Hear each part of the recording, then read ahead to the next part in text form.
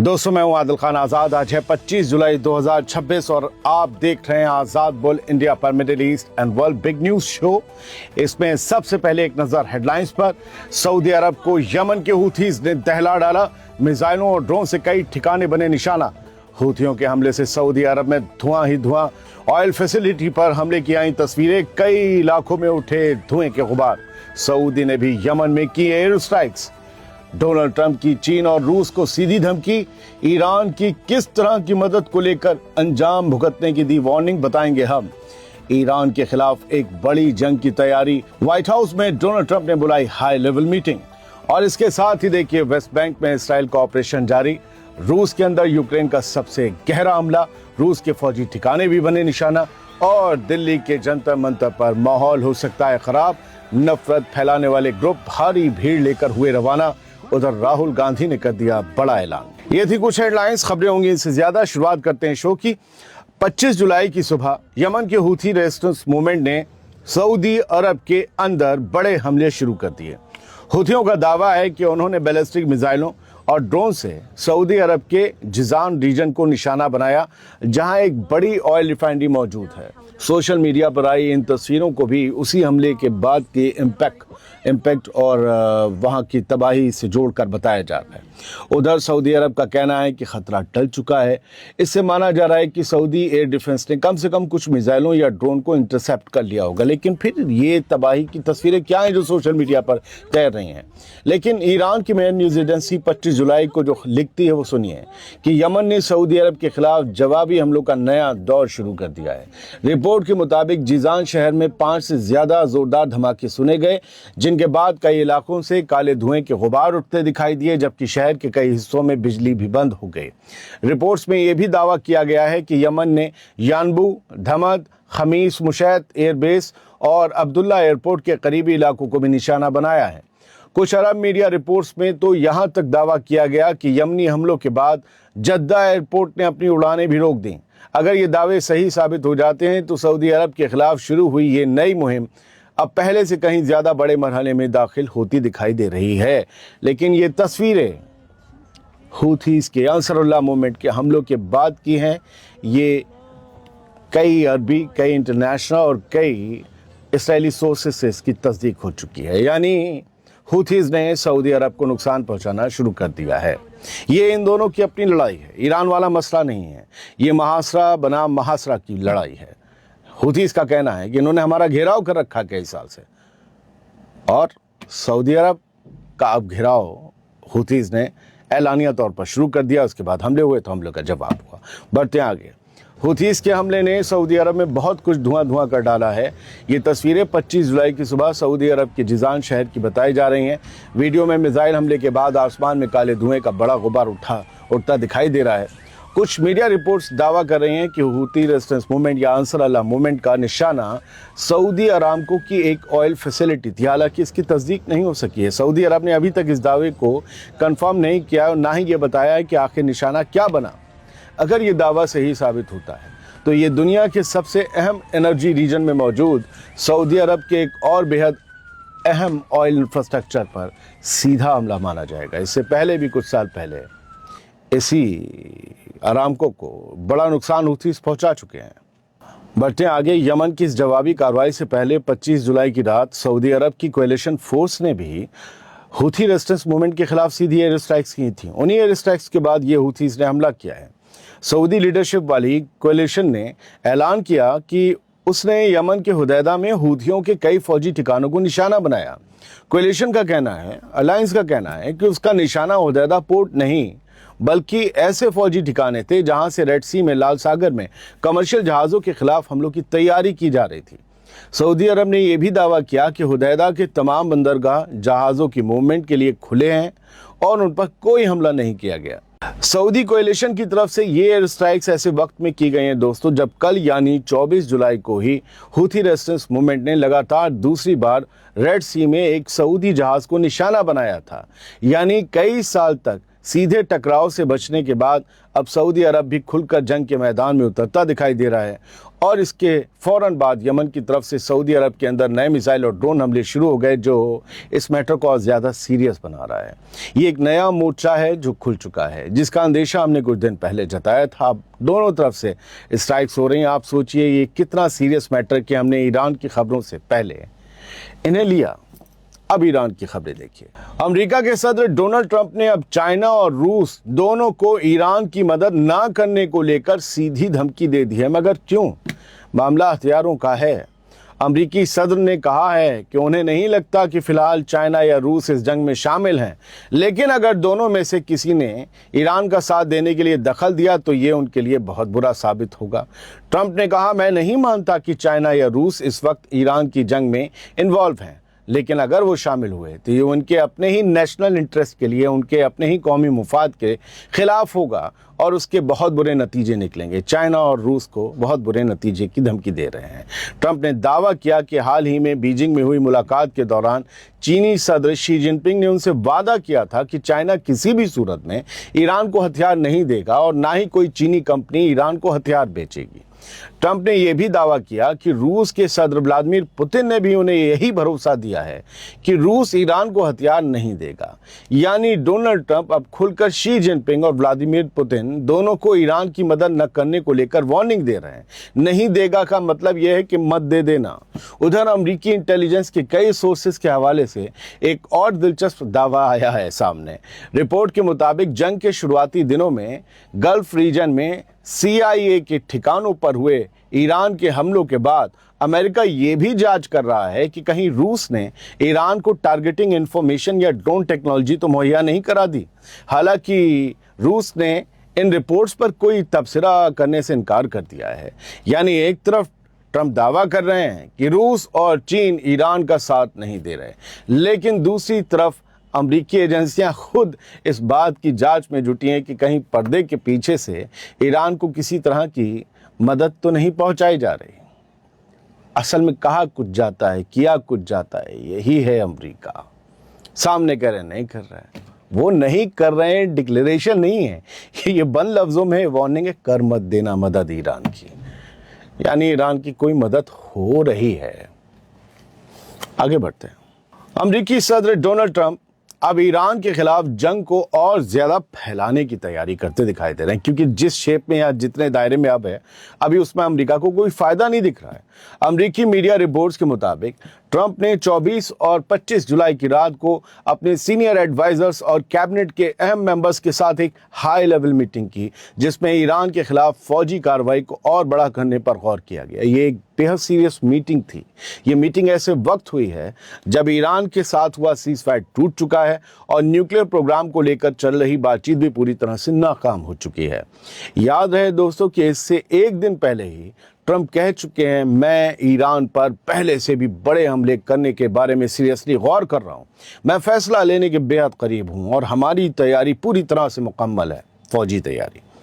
Reports के मुताबिक Trump अब अपनी पूरी ईरान पॉलिसी का नए सिरे से जायजा ले रहे हैं और इसी वजह से व्हाइट हाउस में लगातार हाई लेवल मीटिंग्स हो रही हैं। दिलचस्प बात यह है कि ट्रंप ने इस बार इशारा दिया है कि अगर अमेरिका ने नया बड़ा हमला किया तो हो सकता है इसराइल उसमें शामिल ना हो। उधर अगले हफ्ते इसराइल का वजीर आजम बेंजामिन नेतन्याहू वॉशिंगटन में डोनाल्ड ट्रंप से मुलाकात करने जा रहा है, जहां ईरान की जंग सबसे बड़ा मुद्दा होगी। याद रखिए, जब जब नेतन्याहू जाता है अमेरिका, कुछ ना कुछ इधर बड़ा हो जाता है। यानी अब सिर्फ धमकियां नहीं दी जा रही, बल्कि व्हाइट हाउस के अंदर भी ईरान के खिलाफ जंग को और फैलाने की तैयारियां तेज होती दिखाई दे रही हैं। ईरान क्या कर रहा है? ईरान ने कहा है तुम हमला करो, ग्राउंड अटैक करोगे, हम तैयार हैं, आकर तो देखो। और तुम जो एयर स्ट्राइक्स कर रहे हो, जबरदस्त तरीके से हम तुम्हें जवाब देंगे और दे रहे हैं। कल भी ईरान ने जॉर्डन नहीं कुवैत में कई अमेरिकी फौजियों को मारने का दावा किया, हमने आपको बताया, कई को जख्मी करने का, कई हैंगर्स तबाह करने का। ईरान के हमले इतने ज़बरदस्त तरीके से हो रहे हैं कि अमेरिका को इतना नुकसान पहुंच रहा है जिससे मौजूदा मिशन उन्हें नाकाफी लग रहा है, तभी ये धमकियां दी जा रही हैं। बात वेस्ट बैंक की करते हैं, फ़लस्तीन की। वेस्ट बैंक के नाब्लस के करीब मौजूद तल कस्बे में इसराइल का फौजी ऑपरेशन अब भी जारी है। इसी वजह से इसराइल की फ़ौज ने कल इसराइली फ़ौजियों और सेटलर मिलिशिया के हमले में जान गंवाने वाले 4 फ़लस्तीनियों के जनाजे जो आज शहर में निकले, उसमें भीड़ जुटने की इजाज़त नहीं दी। रिपोर्ट्स के मुताबिक इसराइल की फ़ौज ने सिर्फ बहुत कम लोगों को ही जनाजे में शामिल होने दिया। ये भीड़ 4 जनाजों की है, जबकि पूरे इलाके में सख्त पाबंदियां और फौजी घेराबंदी जारी रही। ज़्यादा लोग आ नहीं सके। याद रहे कि एक दिन पहले ही इस कस्बे में इसराइली फ़ौजियों और सेटलर मिलिशिया की कार्रवाई में कम से कम 4 फ़लस्तीनियों की जान चली गई थी। सीधे फायरिंग हुई थी, 2 इसराइली फ़ौजी भी मारे गए। इसके बाद पूरे वेस्ट बैंक में गुस्सा और बेचैनी और ज़्यादा बढ़ गई है। उधर इसराइली फ़ौज ने बेंजामिन नेतन्याहू के इशारे पर फ़लस्तीनियों से इंतकाम लेना शुरू कर दिया है। बढ़ते हैं आगे। रूस के अंदर यूक्रेन के लॉन्ग रेंज हमले लगातार और गहरे होते जा रहे हैं। ताज़ा रिपोर्ट्स के मुताबिक यूक्रेन के ड्रोन रूस के कई इलाकों तक पहुंच गए हैं। एक इलाका है येकातेरिनबर्ग, वहां पहुंच गए, जो यूक्रेन की सरहद से करीबन 1750 किलोमीटर दूर है। इतनी दूर ड्रोन जा रहे हैं। बताया जा रहा है ड्रोन का निशाना वाइल्ड बेरीज का एक वेयर हाउस था, बड़ी कंपनी है, लेकिन ड्रोन मेन बिल्डिंग के बजाय पार्किंग एरिया और उसके करीबी मैदान में गिरा, जिसकी वजह से हमला अपने बड़े मकसद में कामयाब नहीं माना जा रहा। उधर कुछ और इलाकों में हमले हुए। यूक्रेन ने रूस के किरोव शहर में मौजूद एवियाटेक फौजी फैक्ट्री पर भी अपने फ्लेमिंगो मिसाइल से हमला किया। रिपोर्ट्स के मुताबिक ये फैक्ट्री रूस के फौजी एविएशन सेक्टर के लिए अहम मानी जाती है। यानी यूक्रेन अब सिर्फ सरहदी इलाकों तक महदूद नहीं है, बल्कि रूस के अंदर सैकड़ों नहीं बल्कि हज़ारों किलोमीटर दूर मौजूद अहम फौजी अड्डों और इंडस्ट्रियल ठिकानों को लगातार निशाना बनाने की कोशिश कर रहा है। रूस और यूक्रेन की जंग ख़त्म होती दिखाई नहीं दे रही। अब कुछ खबरें यहाँ से। US military says it fired on tanker trying to evade Iran port blockade. और ये सुबह हमारे करीबन 9 बजे या 8 बजे खबर आई है कि अमरीकी मिलिट्री ने कहा है कि एक टैंकर यानी तेल ले जाने वाला जहाज़ उन्होंने हिट किया है और उस पर मिसाइल मारी है। और ये इसलिए मारी क्योंकि वो ईरान के एक बंदरगाह से तेल ले जाने की कोशिश कर रहा था, जबकि हमने नाकेबंदी कर रखी है। ईरान से कोई भी ना जहाज़ आ सकता है इस तरफ बाहर को, ना बाहर से ईरान की तरफ अंदर जा सकता है। लिहाजा ईरान के अंदर और बाहर आने जाने वाला हर जहाज़ निशाना माना जाएगा और कर दिया गया। अब ईरान क्या करेगा वो देखना होगा। एक बड़ा डेवलपमेंट हुआ है इंटरनेशनल क्रिमिनल कोर्ट में। उनके मेंबर्स ने प्रोसिक्यूटर खान को डिसमिस कर दिया है। करीम खान की आप तस्वीर देख रहे हैं, ये वही प्रोसिक्यूटर हैं जिन्होंने बेंजामिन नेतन्याहू को वॉर क्रिमिनल एक तरीके से डिक्लेयर करवाया था और उनका वारंट कटवाने में इन्होंने पूरा अहम रोल निभाया था। इन पर सेक्सुअल हैरेसमेंट के जो है एलिगेशंस लगे, इल्ज़ाम लगे सेक्सुअल मिसकंडक्ट के, और उसके बाद पहले तो वो रद्द कर दिए गए थे। ये तो कई महीने पहले लगे थे, लेकिन फिर अब न जाने क्या हुआ है कि आईसीसी ने इन्हें डिसमिस कर दिया है। याद रखिएगा 3 दिन पहले डोनाल्ड ट्रंप ने आईसीसी को बंद करने की धमकी दी थी कि हम बंद करवा देंगे से। ये जो है वो हमारे कामों में अड़ंगा अड़ा रहे हैं और इनका जो है बिहेवियर सही नहीं है, पक्षपात करते हैं, ये वो वगैरह करते हैं, तासुब बरतते हैं। लेकिन अब बताइए, अगर आईसीसी सही चल रहा है तो ये क्या हो रहा है? Venezuela to withdraw from International Criminal Court. Venezuela, आज ही खबर आई है 25 जुलाई में, वेनेजुएला वही मदुरो वाला, जिन मदुरो को उठाकर अमेरिका ले गया, वो वेनेजुएला इंटरनेशनल क्रिमिनल कोर्ट से आईसीसी से विड्रॉ करने की सोचा कर हम नहीं रहेंगे इनके मेंबर, क्योंकि ये डिस्क्रिमिनेशन फैला रहे हैं, ये बायस्ड हैं, मतलब किसी के हक में फैसले ले रहे हैं, किसी के पूरी तरह खिलाफ हैं। ये इंसाफ के तराजू में तोलकर कोई फैसला नहीं ले रहे हैं। यूनाइटेड नेशंस को ये फॉरेन मिनिस्टर फेलिक्स प्लेसेंटिना ने एक्स पर इन्फॉर्म कर दिया है कि हम आईसीसी से विड्रॉ कर सकते हैं। अब आईसीसी इतना ही सब कुछ सही कर रहा है, करीम खान को निकाला, सही किया है, तो फिर वेनेजुएला जो करने जा रहा है वो सही है क्या? आप पर बायस्ड होने के इल्ज़ाम लग रहे हैं।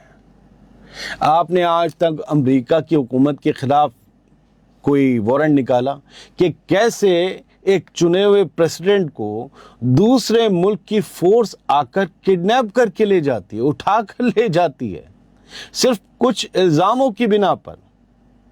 अगर आपके वारंट पर अमल करते हुए किसी मुल्क की फौज, आईसीसी, अगर आपके वारंट पर अमल करते हुए किसी मुल्क की फौज बेंजामिन नेतन्याहू को उठाकर ले जाए, फिर ये ट्रंप क्या करेंगे?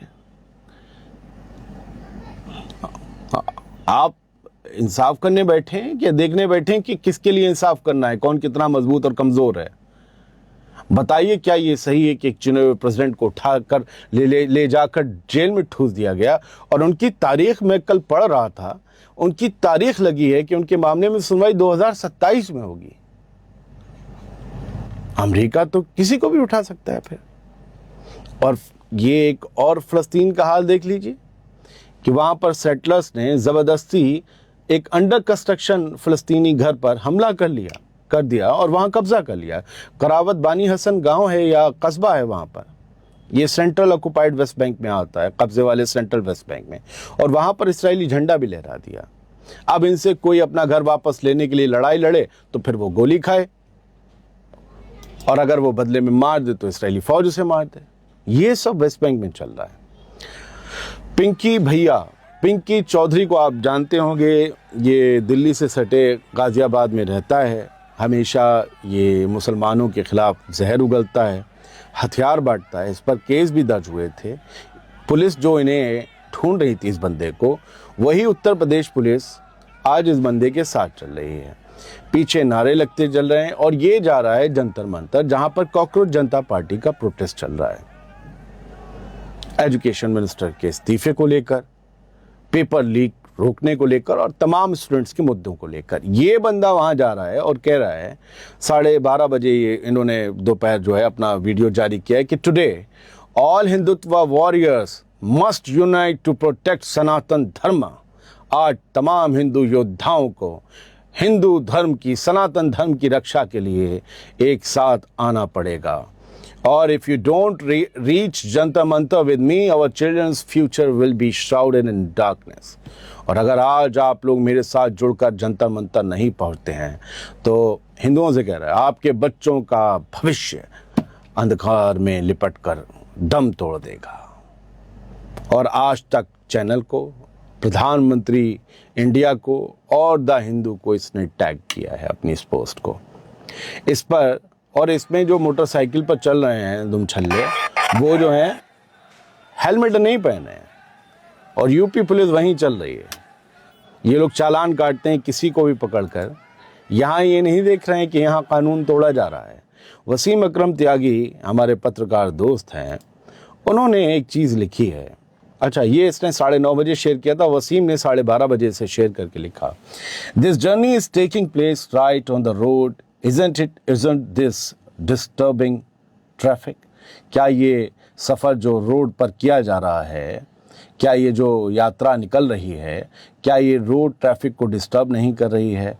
योगी आदित्यनाथ, चीफ मिनिस्टर उत्तर प्रदेश, वो बड़े बड़े लेक्चर देना पसंद करते हैं दूसरों को, लेकिन इन फोक्स को, इन हुड़दंगियों को जो रोड पर ये निकल रहे हैं, इनके लिए कुछ नहीं कहते हैं। और ये वही यूपी पुलिस है, वो लिखते हैं, that was out there with inch tapes making sure no prayer. ये वही यूपी पुलिस है जो देखती है और पूरी तरह सुनिश्चित करती है कि नमाज ना हो जाए सड़कों पर। अब वो इन लोगों के साथ, इन फ्रिंज एलिमेंट्स के साथ शाना बशाना चल रही है। ये हो रहा है।